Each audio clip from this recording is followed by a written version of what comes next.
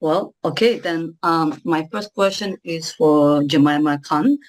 By the way, this is a really a good story, and I think for the 21st century, when many people here in North America or even in Britain, they don't know really much about the arranged marriage or the marriage that can like that discussed within the parents or even within the community where there's a agency set up that where they find the suitable girl or suitable boy.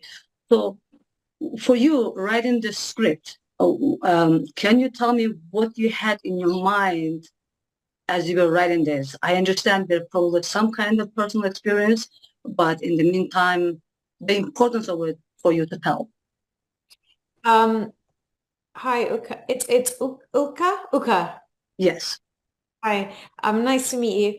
Um, well, yes, it is partially based on my personal experience of having lived in Pakistan and of having had that same maybe kind of half understanding of what the kind of tradition of arranged marriage really is and wondering if it even has a place in kind of the modern world and actually realizing that there are plenty of very happy arranged marriages, that there are degrees of arrangement right the way through from forced marriage, right the way through to just an introduction by your parents or by, family members who know you best and love you most.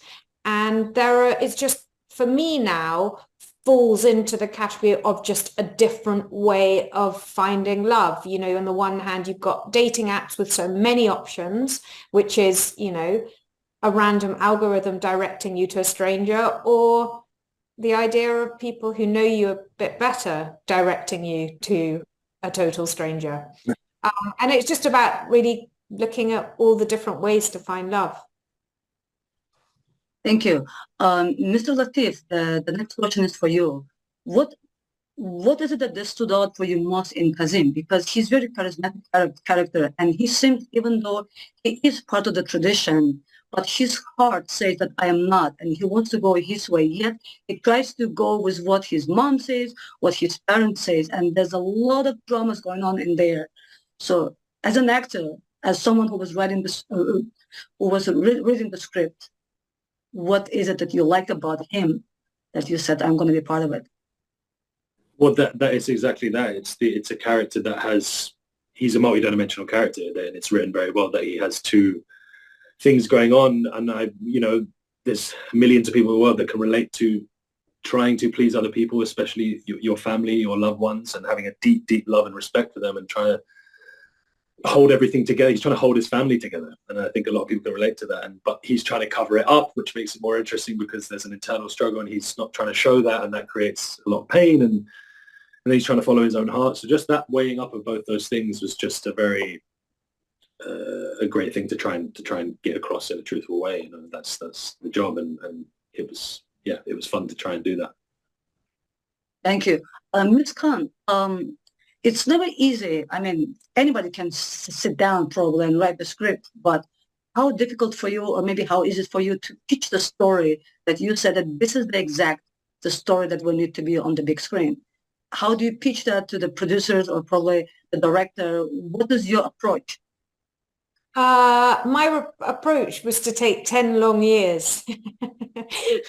So clearly it wasn't that easy for me, or I would have done it in 10 months. Look, I had never written a script before. I'd done producing before, mainly documentaries and scripted stuff. And I'd never written anything before. And it's had many, many iterations. In fact, at one point, Shazad Latif's character was a girl. So I've written every single version of this story, and I think it was just trial and error. Very nice. Actually, Latif, what do you think? What would have happened if the character was a girl? Do you think that would work for you? I mean, yeah, why not? Let's do it. I'd like to read that version, actually. I don't know. Very good. Can you talk about the chemistry between Kazim and Zoe? Because it was actually very interesting because normally I am also from a country where the men are normally, they try to stay private and they don't want to announce or advertise their relationship to the whole world, and then he agrees to be part of this documentary. From your perspective and from the perspective of the character, how was it for you? How would you even feel comfortable to be part of documentary when, say, someone is documenting your life that maybe you didn't want to? I suppose Kaz is maybe it's a way of just subconsciously trying to be around Zoe more more during a very important time in his life, and he decides, well, it'd be nice to have her around. And I mean, she keeps pestering him at the beginning of the film, but yeah, I mean that's a tough decision, but it's also part of seeing, part of the movie that we see it through Zoe's lens, but yeah, I think he just wanted to be around his friend a little more. Lily James Well, is really persuasive. You can't Lily say James is very persuasive. Yeah, how could I say no? That's Yeah. be mad. like,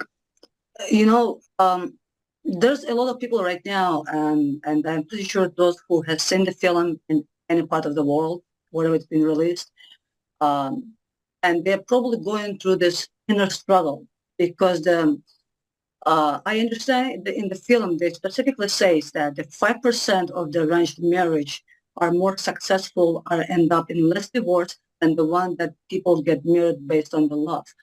For you guys, I mean, imagine there's someone sitting right now and they want to ask you the question, say that, oh my God, my mom wants me to marry this guy. And the other guy said that my mom wants me to marry this girl, but I don't know her. She says, I don't know him.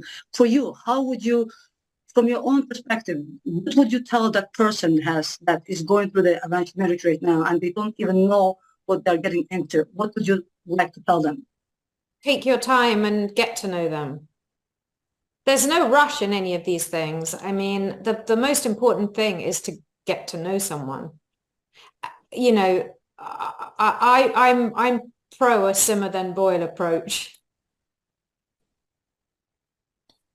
Yeah, I would agree. I think I think that's what most is now. My cousin's going through a similar thing of assisted marriage, and he's taking a long time, and they're getting to know each other. And I think that definitely can work. Yeah. So this is my last question. I know we don't have much time, but the more I'm thinking about the film as we speak right now, the more it's going in my head. Like the title of the film, what's love got to do with it? So it's almost like, does the love has to do with the arranged marriage? If not is the love, if it's not the love, but then what is it that has to do with the arranged marriage?